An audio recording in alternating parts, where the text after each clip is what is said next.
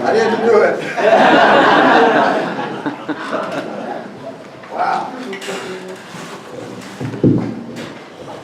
Hi, my name's Becky Smith. I will be, I don't know whether moderating is the right word or not. I'm just going to be here. I don't think Locke needs any introduction. In case anybody didn't know who it is, it's Buck Taylor.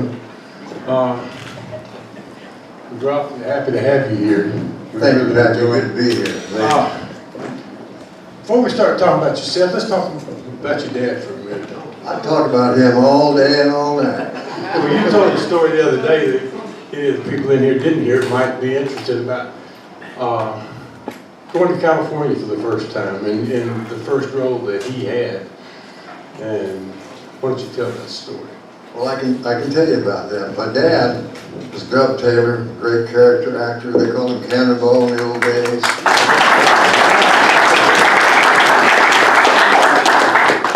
He was a great entertainer.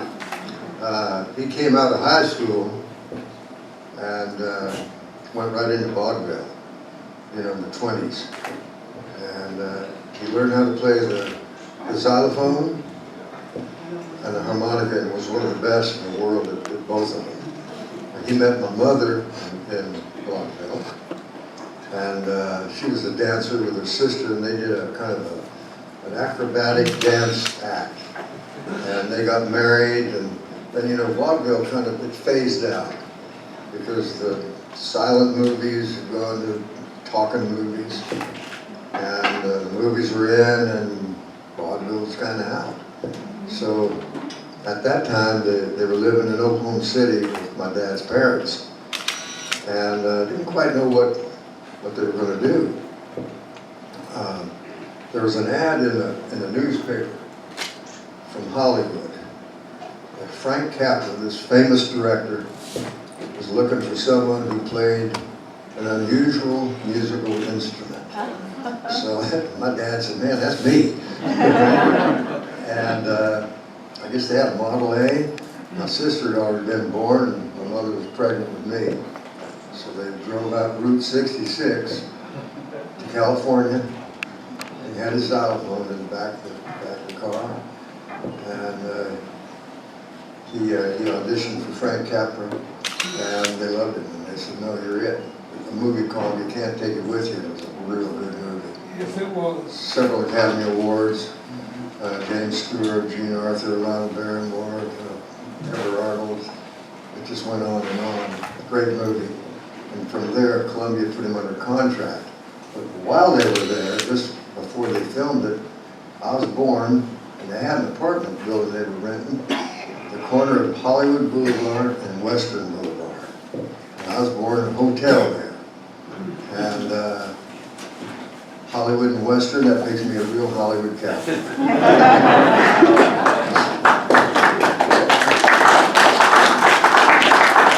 What about when your dad moved into the Westerns and became the sidekick to all these great cowboys, and you worked with about all of them at one time or another?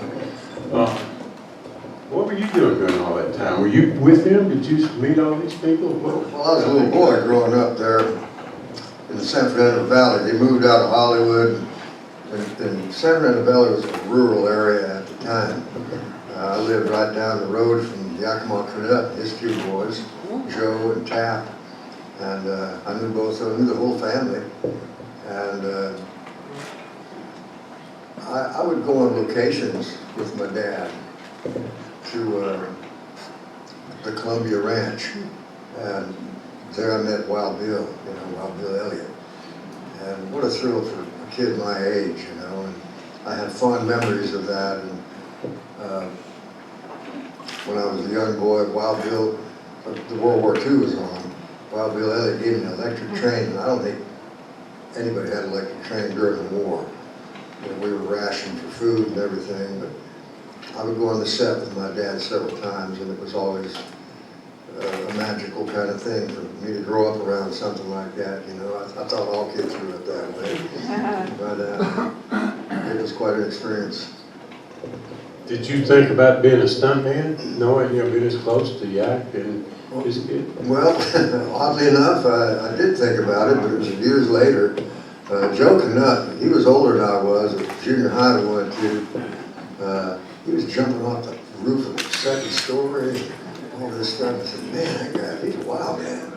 Of course, his dad was one of the great stuntmen of all time. And then Joe became one. He doubled Charlton Heston, like in Ben-Hur, you know, the chariot race and all that. I became a gymnast. And to make a long story short, I became a gymnast because I like Burt Lancaster, actually. I'd see those movies he did, you know, The Crimson Pirate and all that, and I come out there wanting to be one of those guys. So I went in on the horizontal bar and all that, and down to the park and learned all these different tricks, and became a fairly decent gymnast. Went to the Olympic trials and so forth. Didn't make the team, but I did real well in the trials. A friend of mine had become one of Hollywood's best stuntmen at the time. His name was Ronnie Rondell. And Hal Needham and him were good pals. And I went to the Navy. When I got out of the Navy, I tried out for the Olympics, didn't make the team.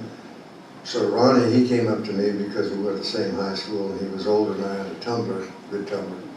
He said, Buck, you want to do some stunts? And I said, yeah. So he said, well, The Martian. Remember The Martian? I doubled The Martian. It was a story about a Martian going to an astronaut school, and they had a gym in there, and he got up on the rings and did a bunch of tricks, you know, and parallel bars and horizontal bars, so I actually doubled him doing that. And I thought, man, this is easy money, I like this. And doing stuff I got paid for, you know, I love it. So I did that, and it was a lot of fun. I worked on another show called Johnny Yuma, and I was riding a horse, and I had to Dr. Hinton just walked in incidentally. Quiet. Thank you, driver. I'm honored that you're here. Now I got to really tell the truth, don't I? Don't start now. Well, okay, then I'll continue. But anyway, I'm on horseback, and I got to shoot Johnny Yuma. Well, Johnny Yuma was doubled by Richard Farnsworth. So I'm riding this horse that's out in San Fernando Valley, out in Chatsworth, actually, Senior Valley, near there. And every time I fire one of them blanks, this horse picks up another deer. It's going faster and faster and faster. Oh, man. And you have to hit a mark when you fall off the horse so that you're in focus with the camera. And I see the mark coming up. I didn't dig it up, you know, like some stuntmen do. Ronnie told me, he said, don't cause any problems. Don't dig it up, just go in there and do it. I said, all right. So I did, and I hit the mark perfectly, but I broke my shoulder when I hit the nose. So I'm laying there, and Richard Farnsworth, first guy up to me, kind of rolls me over, and I said, I think I might have broke my collarbone, but don't say nothing. He said, no, I won't say nothing. I said, all right. I said, man, I said, like this every time? He said, no. It's harder when you get older. So, he always took credit for me, for talking me out of being a stuntman and getting into the acting part of it. And he had fun telling that story, but that kind of ended my stunt career. I had back trouble. I had a yellow streak going down the middle. But, again, my two sons are stuntmen. And one of them has gotten an Emmy Award. He doubled Kiefer Sutherland on 24. He was the stunt coordinator, and he got an Emmy for it. And then he did a show called Grimm. He was nominated 3 times as a stunt coordinator, but didn't get an Emmy. But they're both really good guys, and motorcycles, horses, you name it, surfing. You know, they're very talented because you have to do all those nowadays to be stuntmen, and of course the fights, jumping off the buildings, and, you know, the fun and stuff. I want to back up a minute. I forgot to ask, Where did your name Buck come from? Is that your dad, or is that something that It's came my mom and dad. Your mom and dad? My name is Walter Clarence Taylor III. Now, well, I like being in the South here because General Lee's aide in the Civil War was Walter Taylor. Now, my grandpa was born in 1865, just about the end of the Civil War. He was Walter Taylor Sr., but I think perhaps named after that Walter Taylor, because there is a relationship between Robert Lee and the family, I guess. And my grandpa was Walter Taylor Sr., my dad was Walter Clarence Taylor Jr., and I was the third. And they called me Buck when I was a little boy. And my dad, they called him WC. And then it went from WC to W and then Dub. But I don't even know how to spell Clarence. To tell you the truth. But Buck was my name, and that's what I go by. All right, let's jump forward for a little bit then. The last couple of years, I know, of course, we all saw you in Hell and High Water. That was great. How was that? Tell us about that, working on that. Hell or High Water? Oh, it was nominated for, it won an award at the Cannes Film Festival, and nominated for 4 Golden Globes and I think 4 Academy Awards. Best film, best script, best editing, and best something else. Anyway, it was Jeff Bridges, and written by a young Texas writer named Taylor Sheridan. I don't know if y'all ever saw a movie called Sicario, about drug lords down in Mexico. The writer got an Academy Award for that, and then he was nominated for Hell or High Water. And I worked with 2 young actors, Chris Pine and Ben Foster. I mean, Ben Foster, like the next Humphrey Bogart, he's such a good actor. And Chris was terrific, really good looking guy. And Robert Pine's son. Robert Pine was the captain on Chips. And his son, Chris Pine, is now Star Trek and all that, and Wonder Woman.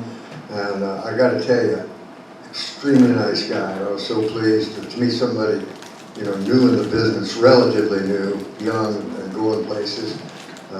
Very polite, gentleman. And Ben Foster, my son, has doubled in before and been 3 to Yuma. And he's a great guy. So I worked with those 2, and what a pleasure it was, And Dargill, he'll tell you this, that when you work with people that you like, it's not like working, it's kind of easy. You rehearse each other, and some actors, you wonder, oh gosh, what's this guy like? Maybe he doesn't want to rehearse, but I like to rehearse, man, and they did too, so it worked out fine. And to come in on a set in a movie that's already in progress, with a new kid on the block, or in my case, the old kid on the block.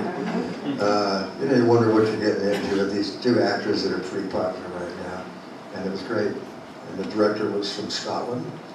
So he filmed this movie, and the cinematographer, he was from England, and they'd never been out west. And they were supposed to be West Texas. We filmed it in New Mexico, naturally, but it was their vision of the American West, like fresh eyes coming out there. And they were photographing things that we take for advantage as Americans, or people that live there, the oil pumps, the desolate desert, and the cinematography was great. So it was a pleasure to work on that film and have it turn out so good. And keeping me alive. And my parts are getting older and shorter. Well, Darby coming in reminded me, the 2 of you have been working on a project, or just finished a project, is that right? We he's in the project, I'm in the process of maybe getting in the project. You're in. Right, Darby says I'm in. But anyway, it's a film about Bill Tillman and Cole Younger and Frank James and a historical kind of a film that's going to be pretty interesting. Okay, I've done the beginning and the last couple of years. Let's let some people in the audience ask questions. Tammy Locke's here too, I see her. So, has anybody got questions that they would like to I love you. That's all right. Yeah. Was Tammy Locke in the, what was that? Gunsmoke? Who's Tammy Locke? Some loud, only loud kidding. person. Yeah, I remember when she was a little bitty girl. Yeah. She did a Gunsmoke. It's called Baker's Dozen. And it was a cute story that I'm trying to think of the reason they called it Baker's Dozen. This lady had A lot of kids. she had like 13. 13 or 14 kids, Yeah. and that's a Baker's Dozen. 13. You need to give a couple extra. And, but, I think Kevin Schultz was in it too. yes, he was in it. Yeah. And, you know, I worked on the MONROES, which was a great show, and I loved doing that. It was one of the best family-oriented shows that dealt with, and you can imagine this, and it was done really good, better than a Walt Disney film. They go out to Wyoming, and the family, mother, dad, and all the kids, and the dog, they get on a raft in the river, like Feather River, one of them rivers up there. And they have a wreck, the parents die, the kids live with the dog. And they're stranded out there. You know, they're going west. And here's a family of kids that are stranded. The oldest being, what, about 18 or something? Yeah, he was supposed to be 18. And Barbara Hershey and She was 16. Michael Anderson Jr. And it was a fantastic film that only went one season. I could never figure out why. Ben Johnson was in it. Gosh almighty, you know, he's a good friend of mine. And then I came Your in. dad? My dad. Your uncle? Everybody. Everybody was in it. I came in near the end and did 4 or 5 episodes, I think. And, you know, we were all hoping to be picked up, but it wasn't, unfortunately. You know, great film, though. And, yes, she did do a Gunsmoke. It's Gala Day and thank you, Jesus. Buck, I read where you named one of your sons after Glenn Strange, who had a impressive career before Gunsmoke. I remember he played fiddle in a couple of episodes, but I sure did. why did he mean so much to you that you? Well, I think I've told this story before, but never to you. When I was a little boy, I loved movies. You know, I grew up around them. And I'd ride my bicycle down to the Valley Theater in North Hollywood. It was 14 cents. And I see all these movies. I can tell you who was in any movie at that age. Wow. 8 or 9. But my favorite was the Frankenstein movies. Man, I loved Frankenstein and all that. Well, I was about 9 years old, and my dad took me hunting up in Northern California.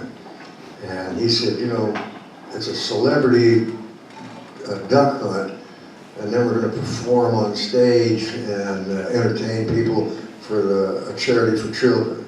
So I went up there, and he said Clark Gable's going to be there, and you know, all the guys that like to hunt. There was a bunch of them at that time. Roy Rogers, Gene Autry, and all them. So I got, and he said Frankenstein's going to be there. I said, oh man, that's it. And at this point, Glenn Strange had taken over the part of Frankenstein. And so anyway, I go up there and there's Frankenstein, man, and I'm going, wow.